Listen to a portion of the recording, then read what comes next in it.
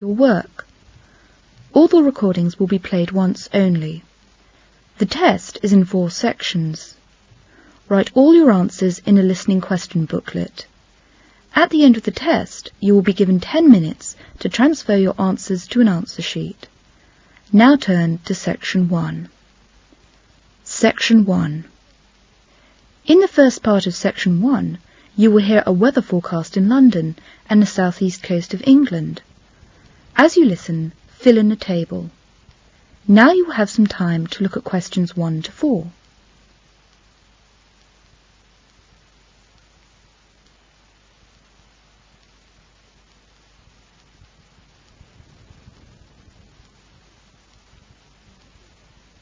Now listen carefully and answer questions 1 to 4. And now here is Colin with details of the weather. Thank you, Francis. Here is the weather forecast for the next 24 hours for London and the southeast coast of England. In the morning, it will be mainly dry with a light mist, with temperatures around 8 to 10 degrees Celsius. Later in the afternoon, there will be a few scattered showers. By midnight, it will become cloudy in most areas, and there will be heavy rain with winds becoming strong and reaching gale force along the coast. The temperature will drop to 4 to 5 degrees. The belt of low pressure is expected to move away in the early morning. The whole day tomorrow it will be bright and warm in most areas, with temperatures 11 to 14 degrees, slightly above normal for this time of the year. Coastal areas will be warmer and you can expect a fair amount of sunshine. This will be better weather news for holiday makers. And that's all from me. Now back to Francis with more news. You are going to listen to the second part of Section 1. Betty wants to drive to see her friend. Now she is listening to the radio, traffic information. As you listen, look at the notes and tick if the information is correct, or write in the necessary changes. Now look at questions 5 to 7.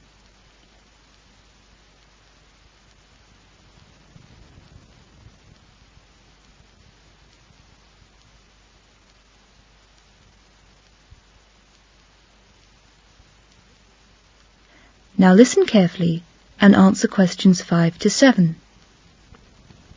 This is KSU Radio. It's Friday, May the 4th, 7:30 in the morning. This is traffic information. Here is a message for all motorists. Most major roads leading in and out of London are congested. Motorists should use alternative routes wherever possible. Here is the local traffic news. Heavy rain during the night has flooded parts of the South Circular Road. An articulated lorry has broken down on the M2. The traffic is now only 2 lanes and moving very slowly.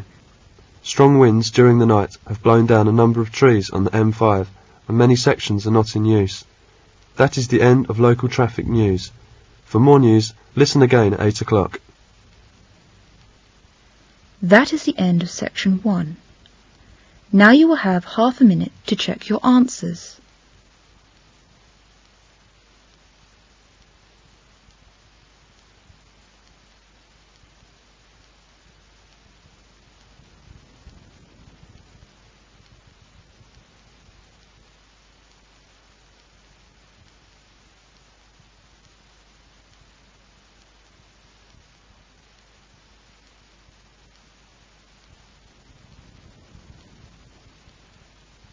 Now turn to Section 2.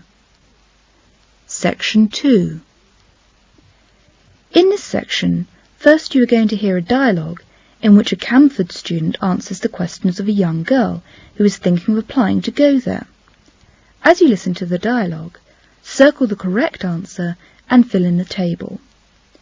Now you will have some time to look at questions 8 to 16.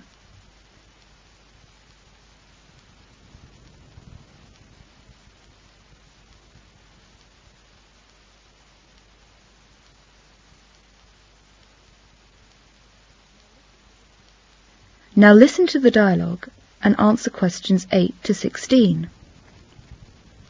You're a student of the University of Camford, aren't you? Yes, I am. I'd like to apply to go to this university. Could you tell me something about it? Certainly. What would you like to know? Well, for a start, what's the campus like? It's large, it's spread out, and it mainly consists of medieval colleges. but it's in the middle of a larger manufacturing town, so there's a lot of traffic. And what about the student accommodation? It's mainly in colleges on the campus. Is it? And how do you find the rooms? They're old and quite charming, but they're expensive and badly heated. How about the study facilities? Very good. In the main building there are 30 study rooms accommodating 20 students in each, and 4 large lecture rooms. All are air-conditioned. Each lecture room is equipped with film and slide projectors and a screen, a closed-circuit TV and tape recorder wired to central speakers, and an overhead projector. Each study room is too equipped with a closed-circuit TV and overhead projector. And the computer centre? What's it like? Oh, it's well equipped. There are 60 computers in the centre. They are all available for student use. The computers are in constant demand, so you need to book in advance. You can reserve a computer for 3 hours at a time. If you need to print anything, you may use one of the 6 laser printers. There's always someone in the centre for advice, or in case something goes wrong. And how about the laboratories? They are large, they're quite modern, and they're well equipped. I see. And the libraries? Can you tell me what the libraries are like? Well, they're generally well stocked, and there's a lot of historical manuscripts, science, social sciences and arts books. But the sitting accommodation is limited. How about the health centre? It's not very big, but well staffed. There are medical and dental units. You can always have immediate attention. And the cultural facilities? There is a small university theatre and 2 art galleries. Thank you so much for the information. Now listen to the second part of this section. The young girl, Debbie Milan, applied to go to the University of Camford. She has been accepted by the university. You will hear the conversation between the chairman of the International Society and the newly arrived student. As you listen to the conversation, fill in the gaps numbered 17 to 20. Now you will have some time to look at questions 17 to 20.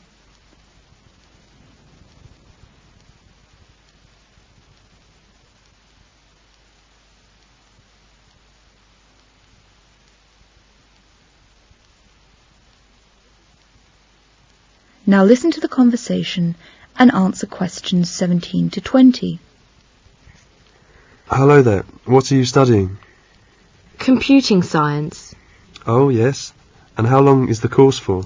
1 year. It's a postgraduate diploma. What would you like to do at the end of it? Have you made your mind up?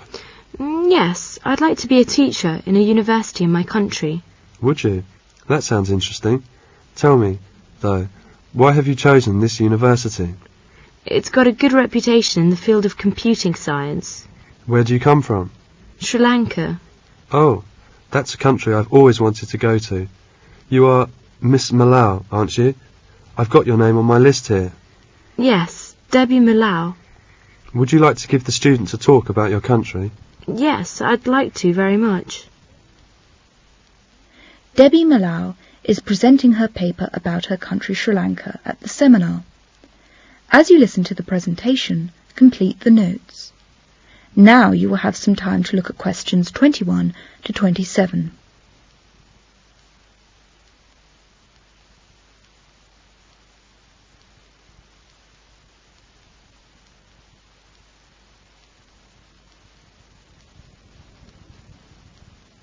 Now listen carefully and answer questions 21 to 27. Good afternoon, everyone. Today I'm going to talk about my country, Sri Lanka.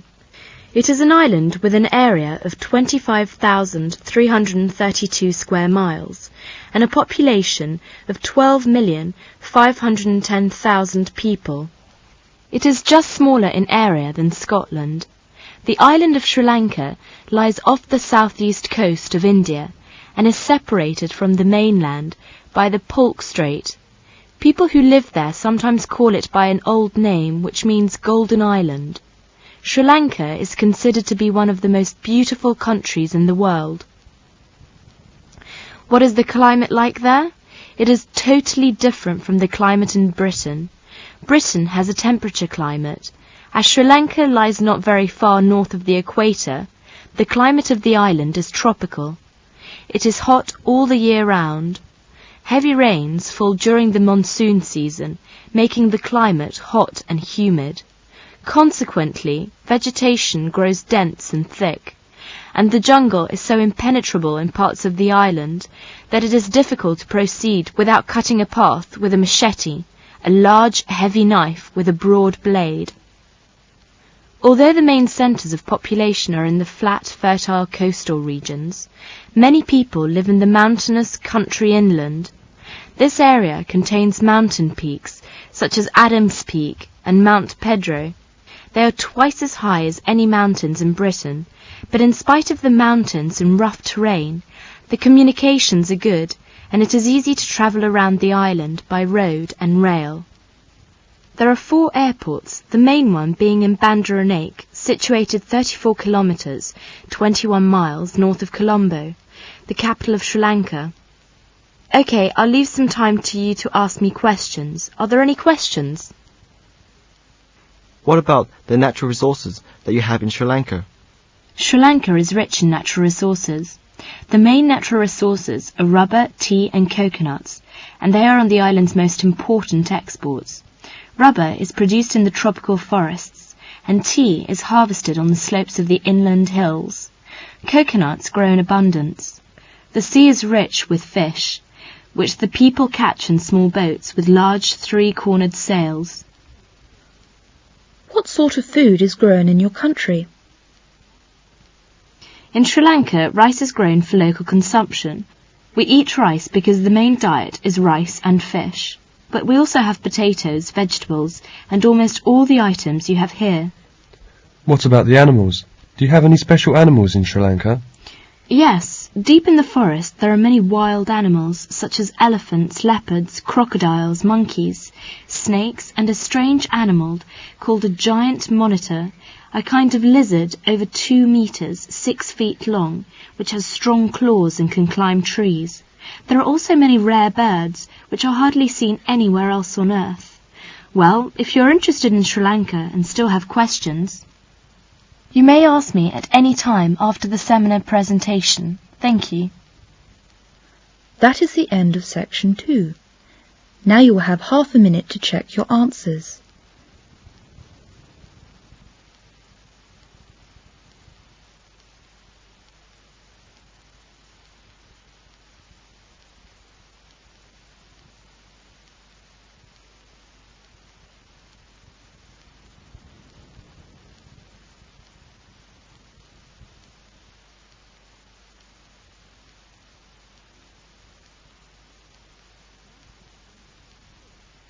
Now turn to section 3.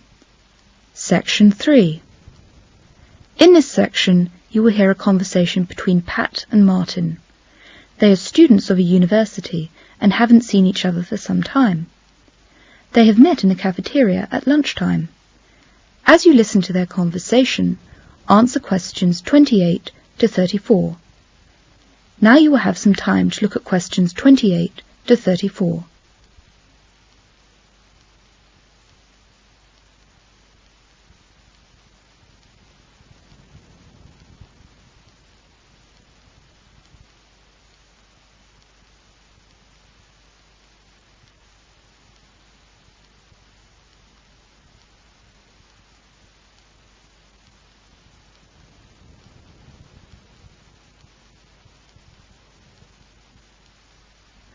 Now listen to the conversation and answer questions 28 to 34.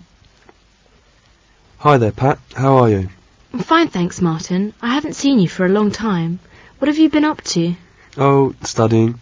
It seems that university life is much more time-consuming than I originally thought. I even don't have time to read newspapers. Really? You're so busy. You know, I read an article in yesterday's newspaper. It's very interesting. What's it about? It's about post office cats. They're mouse hunters. That really sounds interesting. Could you tell me something about the story now? Yes, certainly. The post office has actually employed cats since 1868. That means that they have been on the official payroll of the post office for more than 100 years. The loyal public servants appear on the official payroll as rodent operative, but we would more easily recognise them under the title post office cat. They are not employed to sort or deliver mail, of course, but to protect the mail and keep the rodent population under control. What do you mean? They're mouse hunters. They make sure your morning post arrives nibble-free. You know, they work unsocial hours while we sleep. They hardly ever get a Christmas bonus in their pay packets and can't bargain for better conditions. The average rate of pay is no more than a few pounds a month, just enough to pay for their food, but they are allowed to eat all the mice they can catch. How come the post office had the idea to employ cats? Usually the public had to queue inside post offices for their mail. The whole idea of the post office employing cats to control the rodent population goes back to the days prior to 1867. As a part of the Jubilee celebrations of Queen Victoria, it was decided that there would be a house-to-house delivery of letters by postmen. As a result, there was a huge accumulation of letters and parcels at post offices. Vast numbers of rats and mice began to hide amongst the mail and nibbled at letters and parcels. Yes, I see. They caused great damage to the mail. That's right. So in 1868, the post office authorities decided to employ cats to keep the rodent population under control. Most of the cats they employed were females. Why was that? Because it was thought that females were better and more persistent hunters than the males. If the number of mice in a post office did not decline greatly after 6 months, then these cats were to be dismissed from their place of work. London post offices were the first to try out the experiment. Within a few months, the rodent population had shrunk dramatically. Other post offices all over the country were soon using cats in the war against rats and mice. Within 10 years, the pay of the cats was improved from 1.5 old pence a day to a 6 or 9 pence a day. Now the average rate of pay is about a few pounds a month, so some of the hard-working cats have become quite famous. Have you heard of the cat named Lucky? No. Tell me the story about her, please. Okay, Lucky became the most distinguished of all the cats. In 1980, she foiled an attempted robbery in a Worcestershire post office, and she did so all on her own. How did she do it? As the two burglars made their way in through the window, Lucky flew at them. She sank her claws into the back of one of the men and into the neck of the other. Oh, I see. This was a surprise attack. Yeah, this surprise attack was too much for the men, and they fled empty-handed. For this heroic behaviour, Lucky was awarded the first ever Post Office DFC certificate, that is, the Distinguished Feline Conduct Certificate. Another excellent mouse was Jerry, of Earl's Court Post Office in London. He served the building for 16 years and was on duty for 24 hours every day. He drove all the mice away from the premises. How about today? Does the post office still employ cats as mouse hunters? Well, there are fewer cats employed by the post office than at any time in the past. Their profession is yet another example of a profession laid low by the advances of new technology. With the faster movement of the mail and more hygienic surroundings, post office cats are not always needed to keep down the rodent population. But many post offices still employ them, and they become great friends with the postman, who often feed them. When one cat suffered an accident at work, it was taken promptly to the vet in a nearby city to receive the best attention, and the post office willingly footed the bill.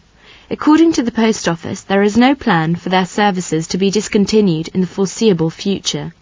This is a really fascinating story. Thank you very much. That is the end of section 3. Now you will have half a minute to check your answers.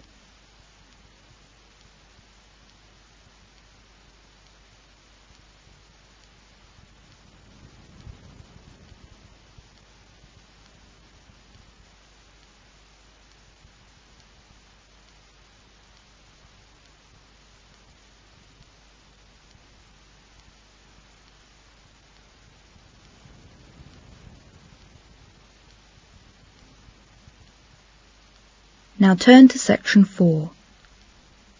Section 4. In section 4, you will hear a lecture about Esperanto. As you listen to the lecture, answer questions 35 to 42. Now you will have some time to look at questions 35 to 42.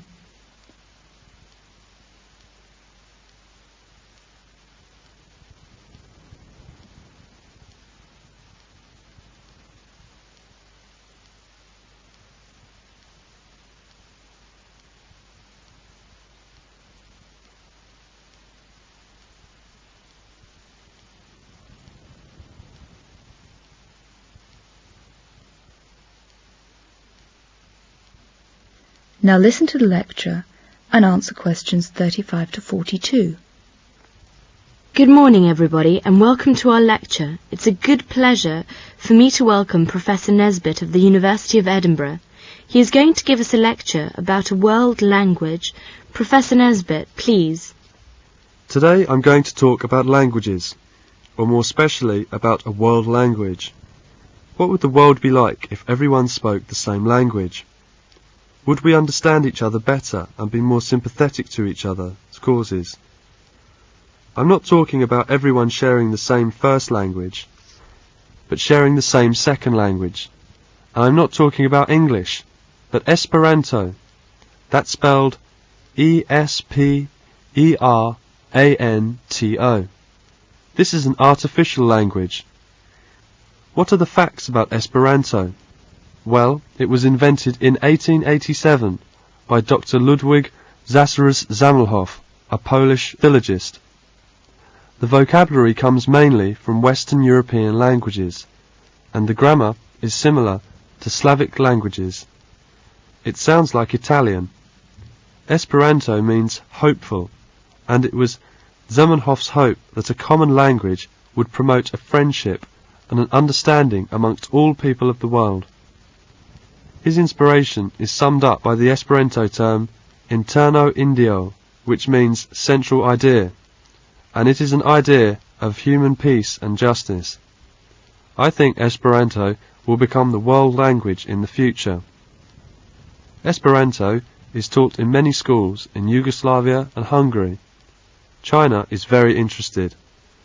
About 400,000 people have learnt Esperanto in China. It is spoken all over the world by approximately 10 million people, and there are many who would like Esperanto to be the official second language of the world.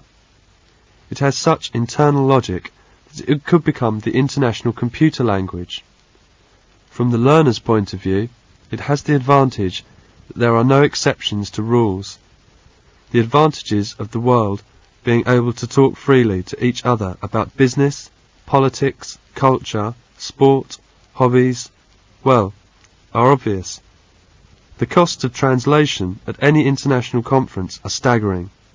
About 55% of the EEC's budget in Strasbourg is taken up by translation costs. The main advantage, as I see, is that Esperanto is a neutral language. It doesn't have the national, political and cultural bias that all others of course have. If everybody has to learn a second language, then everybody is equal. Well, I'll stop here for questions. Excuse me, I'd like to ask a question. Why should people have to learn another language? Why not English as the world language? I mean, there are already so many people who speak English throughout the world. I think English is one of those languages which for many seems easy at the beginning, but then the bridge between basic knowledge and mastery takes a long time to cross, and many people give up. Why should people have to learn English? For many it's a waste of time of spelling, of the large number of exceptions to any rule. It is very idiomatic, and the prepositions are terrible. On the contrary, Esperanto is a very easy language to learn. The tense system has none of the complications of English, and the grammar is based on just 16 rules which have no exceptions. There are 5 vowel sounds in Esperanto, but 20 vowel sounds in English. The most remarkable thing is that after a very short time, learners find that they can express quite sophisticated ideas, the same sort of things that they would want to say in their own language. Professor Nesbitt, thank you very much. That is the end of section 4. Now you will have half a minute to check your answers.